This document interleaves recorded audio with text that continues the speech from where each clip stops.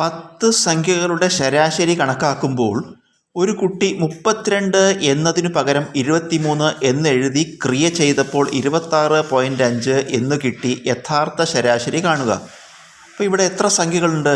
10 സംഖ്യകളുണ്ട്. ഈ 10 സംഖ്യകളുടെ ആവറേജ് കണ്ടു. 10 സംഖ്യകളുടെ ആവറേജ് കണ്ടപ്പോൾ ഉത്തരം എന്ത് കിട്ടി? 26.5 എന്ന് കിട്ടി. പക്ഷേ ഇത് ശരിയല്ല. കാരണം എന്താ? കണക്ക് ചെയ്യുമ്പോൾ 10 സംഖ്യകളിലത്തെ ഈ കണക്ക് ചെയ്യുന്ന കുട്ടി 10 സംഖ്യകൾ എഴുതുമ്പോൾ അതിലൊരു സംഖ്യ 32 ആയിരുന്നു. ആ 32 അറിയാതെ തിരിഞ്ഞെഴുതിപ്പോയി 23 എന്ന് എഴുതി. എന്നിട്ടാണ് കണക്ക് ചെയ്തിരിക്കുന്നത്. അപ്പോൾ കിട്ടിയ ആവറേജ് ശരിയല്ല. കാരണം 32 എഴുതുന്നതിന് പകരം 23 എഴുതി. നമ്മൾ എന്ത് കാണണം? റിയൽ ആവറേജ്, യഥാർത്ഥ ശരാശരി കാണണം. അപ്പോൾ നമുക്കൊരു സൂത്രവാക്യം അറിയാം. തുക സമം എണ്ണം ഇൻറ്റു ശരാശരി. തുക കാണാൻ, അതായത് ഈ 10 സംഖ്യകളുണ്ടല്ലോ, ഈ 10 സംഖ്യകൾ കൂടി കൂട്ടിയാൽ എന്ത് കിട്ടും? 10 സംഖ്യകളുടെ തുക കാണാൻ എണ്ണത്തിനെ ശരാശരി കൊണ്ട് ഗുണിച്ചാൽ മതി. അപ്പോൾ എണ്ണം എത്രയാണ്? 10. ശരാശരി 26.5. പക്ഷേ തെറ്റാണ്. എങ്കിലും നമുക്ക് ഈ 10 സംഖ്യകളുടെ തുക, ശരിയായ തുകയല്ല, തെറ്റായ തുക, 10 സംഖ്യകളുടെ തെറ്റായ തുക കാണുക. എങ്ങനെയാണ്? എണ്ണം ഇൻറ്റു ശരാശരി. അപ്പോൾ എന്താ ചെയ്യുക? 10 ഇൻറ്റു 26.5.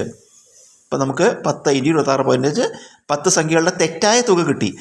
ശരിയായ തുക കാണാൻ എന്ത് കാണണം? ഇത് കൂടെ വേണ്ടത് കൂട്ടണം. ഏതാ വേണ്ടത്? 32 വേണ്ടത്. അപ്പോൾ അതിൻ്റെ കൂടെ 32 കൂട്ടുക.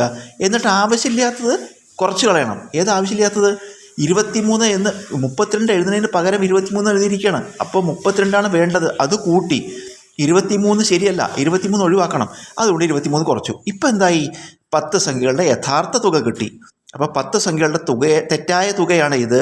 അതിൻ്റെ കൂടെ വേണ്ട സംഖ്യ കൂട്ടി, ആവശ്യമില്ലാത്ത സംഖ്യ കുറച്ചു. ഇപ്പോൾ എന്ത് കിട്ടി? 10 സംഖ്യകളുടെ യഥാർത്ഥ തുക കിട്ടി.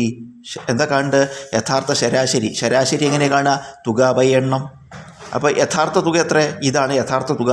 അതേ എണ്ണം കൊണ്ട് ഹരിക്കുക. എണ്ണം 10 തന്നെയാണ്. എണ്ണം മാറ്റില്ലല്ലോ. ഒന്ന് മാറ്റി വേറൊന്ന് എഴുതിയതാണ്. എണ്ണം മാറ്റില്ല. നമുക്കറിയാം 10 ഇൻറ്റു 26.5. 10 കൊണ്ട് കുടിക്കുമ്പോൾ ഈ ദശാംശം പോവും. 10 കൊണ്ട് കുടിക്കുമ്പോൾ ദശാംശം ഇല്ലാണ്ടാവും. 265 വന്നു. അതിൻ്റെ കൂടെ 32 കൂട്ടി 297 കിട്ടി. അതിൽ നിന്ന് 23 കുറച്ചു, 274 എന്ന് കിട്ടി. അപ്പോൾ ഇവിടെ ന്യൂമറേറ്റർ കിട്ടി നമുക്ക്. അംശം എത്ര? 274 ഛേദം 10. 10 കൊണ്ട് ഹരിക്കുമ്പോൾ എന്ത് ചെയ്യണം? ഒരു സ്ഥാനം ഇടത്തോട്ട് നീക്കണം. 10 കൊണ്ട് ഹരിക്കുമ്പോൾ ഒരു സ്ഥാനം ഇടത്തോട്ട്. ഉത്തരം 27.4.